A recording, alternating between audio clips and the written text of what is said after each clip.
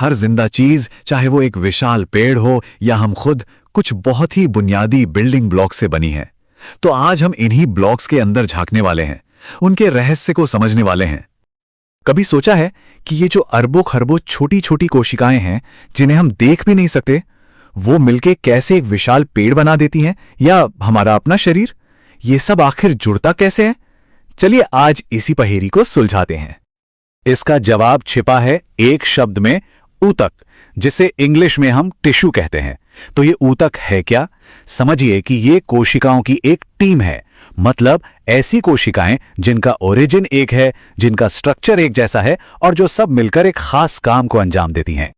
तो एक अकेली कोशिका से लेकर एक पूरा का पूरा जीव बनने तक का ये सफर, ये होता कैसे है? ये कोई रैंडम प्रोसेस नहीं है। ये एक बहुत ही ऑर्गेनाइज्ड स्टेप बाय स्टेप प्रक्रिया है। देखिए, सब कुछ शुरू होता है सबसे बेसिक यूनिट यानी सेल, कोशिका से। अब जब एक जैसी कई कोशिकाएं साथ आती हैं तो वो बनाती हैं ऊतक। और सच कहूं तो यही वो जादुई स्टेप है जहां ये एक टीम बन जाती हैं। फिर ये ऊतक मिलकर बनाते हैं अंग, जैसे हमारा दिल या लिवर। कई अंग मिलकर बनाते हैं एक ऑर्गन सिस्टम, और इन सारे सिस्टम्स को मिला दें तो बन जाता है एक पूरा जीव। और यहीं से कहानी दो अलग अलग रास्तों पर मुड़ जाती है। हम देखने वाले हैं कि कैसे पेड़ पौधे और जानवर दोनों ही अपने ऊतकों को बनाने के लिए बिल्कुल अलग अलग स्ट्रैटेजी अपनाते हैं। तो चलिए सबसे पहले चलते हैं पौधों की दुनिया में और फोकस करते हैं उन टिश्यूज पर जो उनके बढ़ने के लिए, उनके ग्रोथ के लिए जिम्मेदार हैं। इन्हें हम पौधे की कंस्ट्रक्शन क्रू भी कह सकते हैं। पौधों में ना टिश्यूज का बंटवारा बड़ा सीधा साधा है। एक तरफ है मेरिस्टेमेटिक टिश्यूज, ये वो हैं जिनकी कोशिकाएं लगातार डिवाइड होती रहती हैं और पौधे को बढ़ाती रहती हैं। और दूसरी तरफ है परमानेंट यानी स्थायी ऊतक।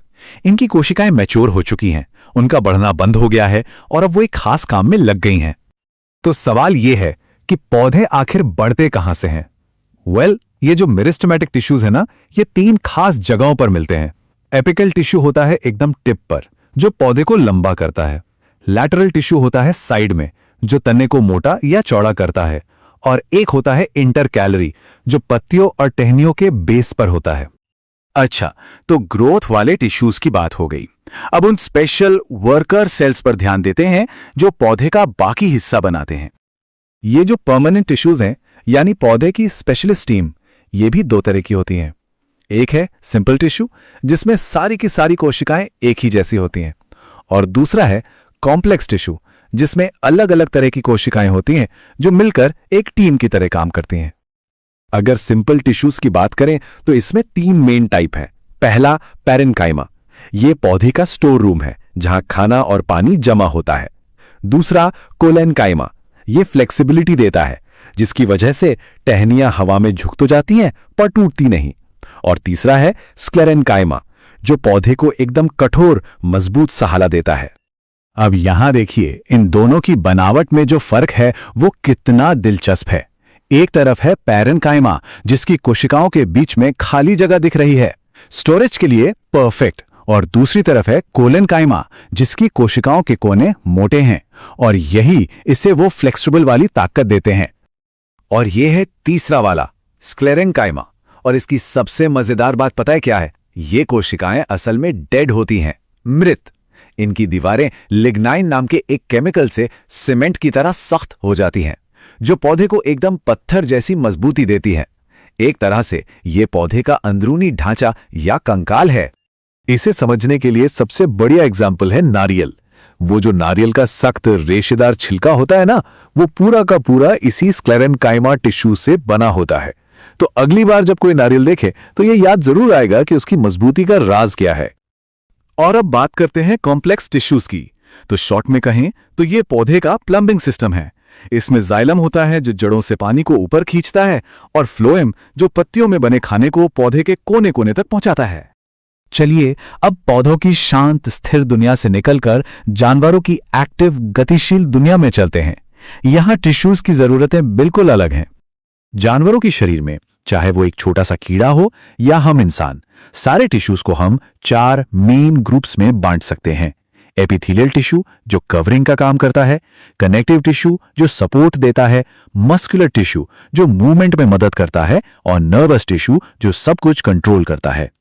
तो इन चारों में से आइए थोड़ा जूम इन करते हैं एपिथेलियल टिश्यू पर। यह हमारे शरीर का सुरक्षा कवच है और इससे पता चलता है कि एनिमल टिश्यूज का डिजाइन कितना स्मार्ट है। एपिथेलियल टिश्यू को ना शरीर का स्मार्ट वॉलपेपर कह सकते हैं।